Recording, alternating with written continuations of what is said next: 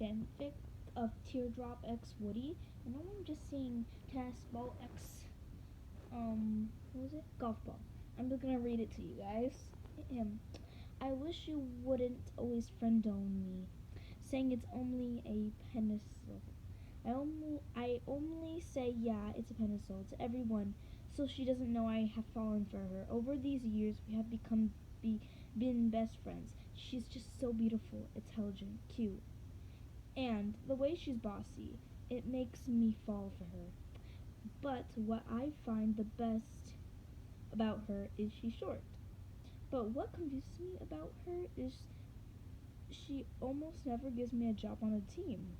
One time, I gave an excuse of being co-manager, which I guess I am. I don't really, but I wish I had guts to tell her I love you, her. I love her. Yeah, not like love her. I sigh. I sigh as I listen to GB yell about how it's only pencil, and how will Coney be when it really hurts when she says I could feel my heart aching for her to be in my legs. How would arms work? They don't have any. Anywho, that's from the narrator. This part when she says, "How would arms work? They don't have any." Anywho, continue the story. One day I'll tell her, but I just know she could hate me for telling her. I've been her best friend for many years. I'm not sure it could affect our friendship. That sure helps me face the fact she'll probably never love me back. Anyway, I'm done. That was so basically, to be honest, if you don't know the rest, Teardrop and Woody confessed and they're together now. Now chapter 3. Press it. Okay, here's a note for the narrator. They are humans now. It's hard to do objects. Do objects. Teardrops POV. I woke I woke up in Woody's arms. It was the best feeling ever.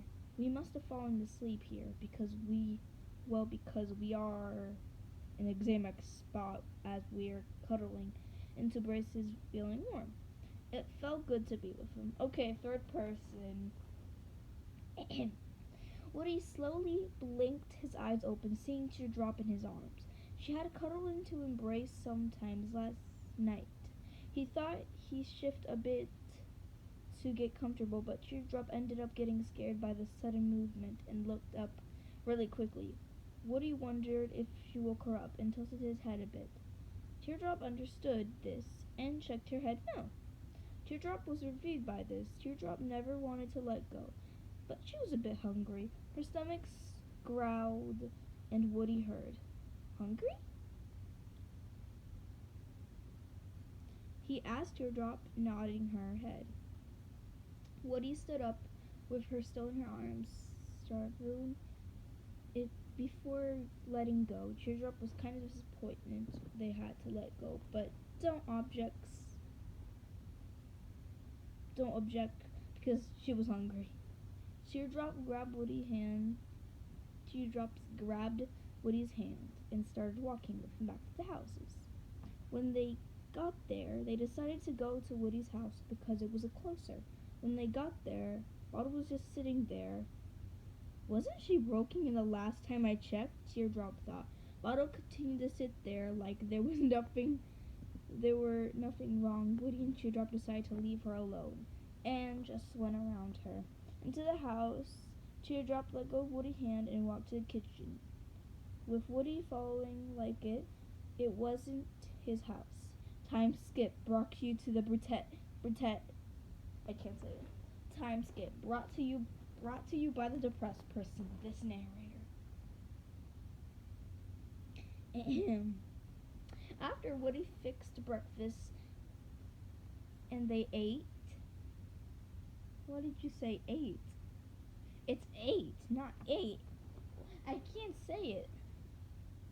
They walked outside. Woody jumped, seeing Bottle was still there. Teardrop just gave a confused kind of vibe. What are you doing here?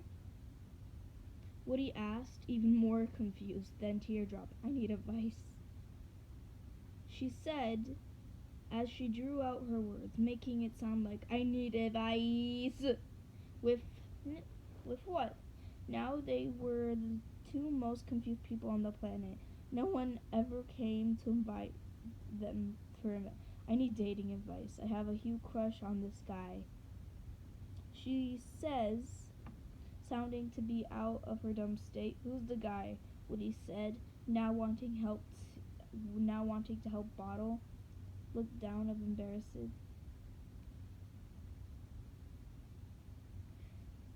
We all go on a cliffhanger. Boom. I will read the rest later, dude. Cliffhanger.